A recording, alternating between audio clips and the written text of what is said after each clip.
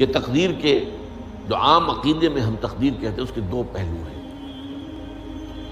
ایک پہلو ہے ما اصاب علی الانسان، جو کچھ انسان پر آتا ہے مصیبت، جیسے ابھی آیت میں نے پڑھی ما اصاب من مصیبت فی الارض ولا فی انفسکم۔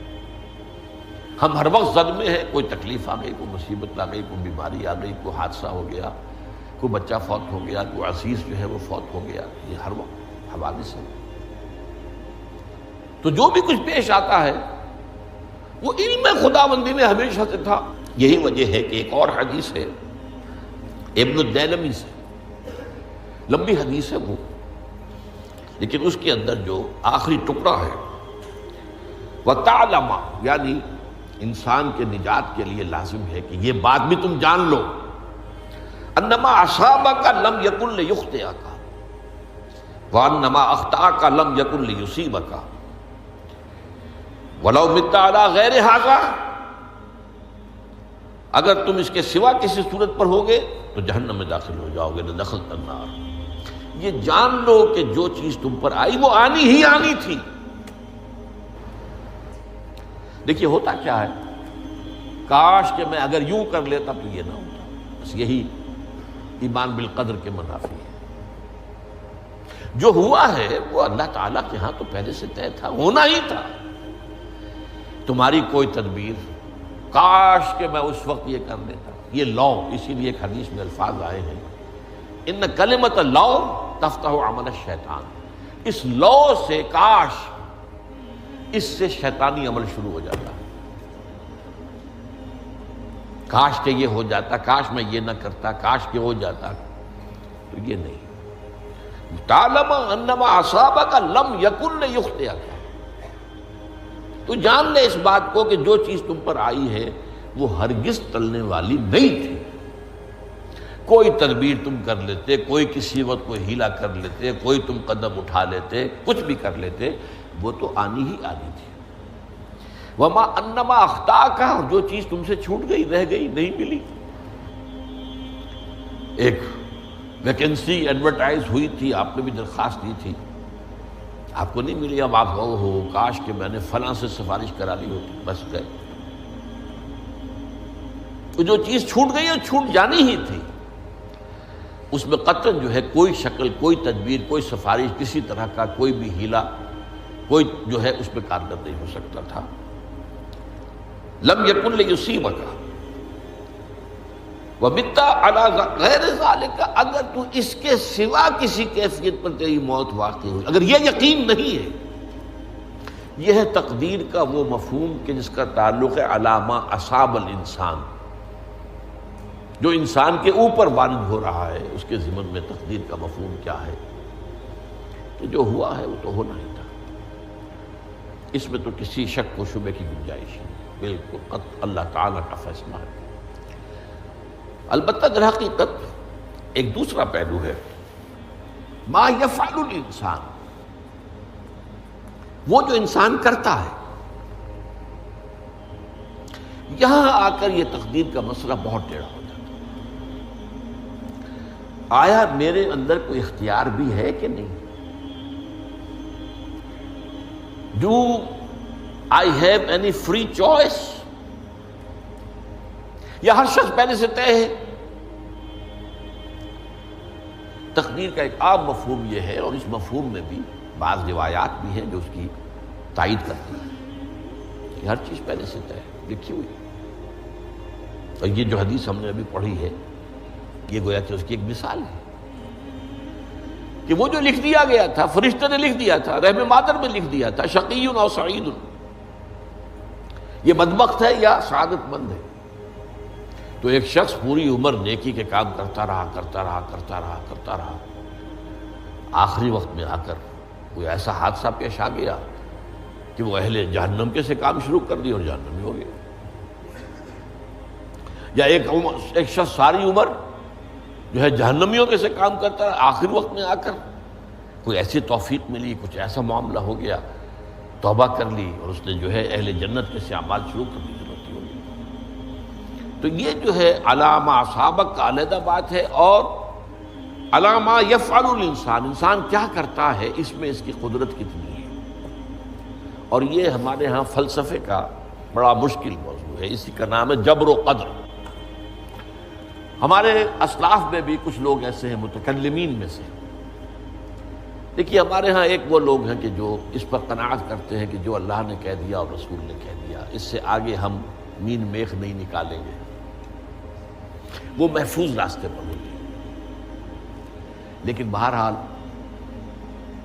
انسان کو اللہ نے ایک عقل بھی دی ہے، اور یہ عقل سوالات اٹھاتی ہے، اور جو زیادہ ذہین انسان ہوتے ہیں ان کے اندر ان کی یہ مصیبت زیادہ ہوتی ہے، لہٰذا وہ تو سوچتے ہیں، کچھ نہ کچھ غور و فکر کرتے ہیں، بات سمجھنے کی کوشش کرتے ہیں۔ اس میں اب ہمارے ہاں دو طبقے ہو گئے، جبریہ قدریہ۔ ایک نقطہ نظر یہ ہے کہ انسان مجبور محض، کوئی اختیار نہیں، اور ایک یہ ہے کہ انسان قادر مطلق ہے، جو چاہتا ہے اپنے فیصلے میں مختار مطلق ہے، وہ فیصلہ کرتا ہے۔ انہیں قدریہ کہتے ہیں۔ تو جبریہ اور قدریہ ان کی بحثیں ہمارے یہاں، یہ وہی تقدیر کا مسئلہ جو میں نے کہا تھا، بحثوں میں آ کر الجھ جائے، آج تک حل نہیں ہوا، حل ہو سکتا ہی نہیں۔ اب اس کے ضمن میں علامہ اقبال کا ایک شعر آپ کو سناتا ہوں، وہ بہت اچھا لگتا ہے، بہت خوبصورت لگتا ہے شعر ہونے کے اعتبار سے۔ تقدیر کے پابند جمادات و نباتات،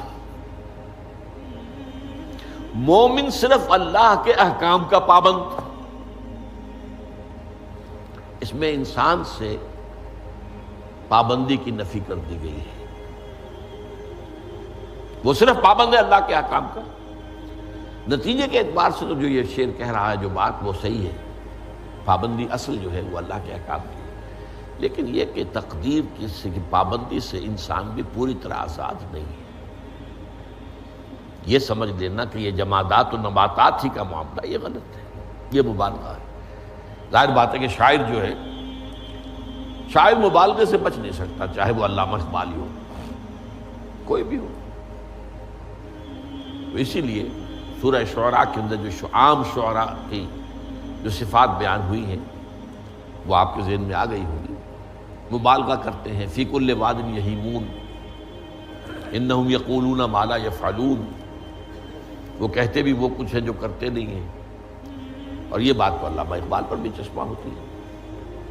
بہرحال یہ شعر ذرا پھر نوٹ کیجئے، تقدیر کے پابند جمادات و نباتات، مومن صرف اللہ کے احکام کا، کوئی بات صحیح نہیں۔ انسان بہت سے اعتبارات سے مجبور ہے۔ سب سے پہلے جو ہے انسان کے اندر ایک تقدیر نوعی ہے، نوع انسان۔ چھوٹی سی چڑیا اڑتی پھرتی ہے، انسان نہیں اڑ سکتا۔ آپ نے ٹھیک ہے مشین ایجاد کر دی، جہاز ایجاد کر لیا، آپ دوڑ رہے ہیں، 500 آدمی اور سینکڑوں من سامان لے کر جو ہے وہ جا رہا ہے، 747 ہو یا 757 ہو، یہ کر لیا ٹھیک ہے، خود نہیں اڑ سکتا۔ اب کیا کریں گے آپ؟ یہ تقدیر نوعی ہے، اسپیشیز، ہر اسپیشیز کے لیے اللہ نے ایک اندازہ مقرر کر دیا ہے، اس اندازے ہی میں رہے گا، اس سے باہر نہیں جا سکتا۔ پھر ایک تقدیر شخصی ہے۔ اب دیکھیے تقدیر شخصی کیا ہے؟ بعض اوصاف و صفات ہمیں وراثتاً ملتے ہیں، we have no choice۔ پہلے بھی یہ بات مانی جاتی تھی، آج جو ہے ذرا سائنٹیفک انداز میں ہم کہتے ہیں جینز میں چلا آ رہا ہے۔ وہ جینز کو کوئی بدل سکتا ہے؟ جو جینز بھی آپ کو ملے اپنے والدین کی طرف سے، وہ آپ کی شخصیت کا ظاہر بات ہے کہ فیصلہ کن طرز پر اس کو ڈھال دیتے ہیں۔ جینز ہے، پابندی ہے۔ نمبر 2 یہ کہ خاص طور پر جو گھر کا ابتدائی ماحول ہوتا ہے، ماں کی گود اور ابتدائی گہوارہ گھر کا، اس کے جو اثرات مرتسم ہو جاتے ہیں شخصیت کے اوپر، وہ بھی بڑے مستقل ہوتے ہیں، پختہ ہوتے ہیں۔ ان دونوں چیزوں کو ضرب دے لیجئے، hereditary factors multiplied by environmental factors, اس سے مل کر ایک شے تیار ہوتی ہے جس کو قرآن کہتا ہے شاکلہ. قل کل یعمل علی شاکلتہ فربکم اعلم بمن هو اہدی سبیلا، سورہ بنی اسرائیل. شاکلہ کسے کہتے ہیں؟ شاکلہ شکل دینے والی شے. آپ کو لوہا ڈھالنا ہے، کوئی خاص پرزہ بنانا ہے، اس کا پہلے سانچہ بناتے ہیں. لوہے کو پگھلا کے اس میں ڈالیں گے تو جیسا سانچہ ہوگا ویسا ہی لوہا جو ہے وہ شکل اختیار کرے، اسے شاکلہ کہتے ہیں. یہ شاکلہ جو ہے ہر انسان کا، اس سے باہر انسان نہیں جا سکتا. اس کے اندر اندر سٹرگل ہوگی، اس کے اندر اندر اس کی جد و جہد ہوگی. لیکن اس کا یہ مطلب نہیں ہے کہ اس کا کوئی فری چوائس نہیں. فری چوائس ہے، لیکن وہ فری چوائس انہی حدود کے اندر کام کرے گا، اس سے باہر نہیں. اس بات کو مختلف احادیث میں حضور نے بہت خوبصورتی سے بیان کیا. ایک حدیث بڑی اہم ہے، بڑی اہم ہے. الناس کالمعادن، انسانوں کی مثال بھی معدنیات کیسی ہے. اب سونے کی معدنیات میں سے سونے کی جو اور ہے، اب پتہ نہیں اردو میں مجھے معلوم نہیں اور کا ترجمہ کیا کرتے ہیں عام طور پر، لیکن جانتے ہیں اور وہ کچی دھات جس سے کو صاف کر دیتے ہیں تو پھر وہ دھات جو ہے خالص شکل میں سامنے آ جاتی ہے. سونے کی اور سے سونا بنے گا، چاندی کی اور سے چاندی بنے گی، سونا تو نہیں بن سکتا. جتنا چاہے صاف کر لیں، وہ اور تو مستقل. الناس کالمعادن خیارکم فی الجاہلیت خیارکم فی الاسلام. جو تم میں جاہلیت کے دور میں، پری اسلامک دور میں جو بہترین تھے، وہی اسلام میں آ کر بہترین ہوئے. وہ اور سونے کی تھی، وہ صاف ہو گئی ہے، اور سونا جو ہے وہ نکھر کر خالص سونا بن کر آ گیا ہے. اسلام نے صاف کر دیا. وہ چاندی کی اور تھی، اسلام نے اس کو صاف کر دیا ہے، وہ نکھر کر چمکتا ہوا جو ہے وہ چاندی بن گئی. لیکن یہ کہ اذا فقہوا، البتہ پھر اس میں ایک اضافہ کیا حضور نے، جبکہ ان کے اندر دین کا فہم داخل ہو جائے تو یہ کہ جو بہترین پہلے تھے وہی بہترین اب ہوں گے. اسلام لانے سے پہلے بھی بہترین ابو بکر تھے، اسلام لانے کے بعد بھی بہترین ابو بکر. حضور پر وحی سے پہلے بھی بہترین خاتون خدیجۃ الکبریٰ تھی، ایمان لانے کے بعد بھی بہترین خاتون خدیجۃ الکبریٰ. اور دوسری حدیث سنیے، عن ابی الدرداء رضی اللہ تعالی عنہ قال بینما نحن عند رسول اللہ صلی اللہ علیہ وسلم، اسی حال میں کہ ہم ایک روز ہم حضور کے پاس تھے، نتناکرون ما یکون، اور ہم ذرا سوچ رہے تھے کیا کیا کچھ پیش آنے والا ہے دنیا میں. اذ قال رسول اللہ صلی اللہ علیہ وسلم، جبکہ حضور نے ہم سے ایک بات کہی، بڑی غور سے سنیے. اذا سمعتم بجبل ان زال عن مکانہ فصدقوہ،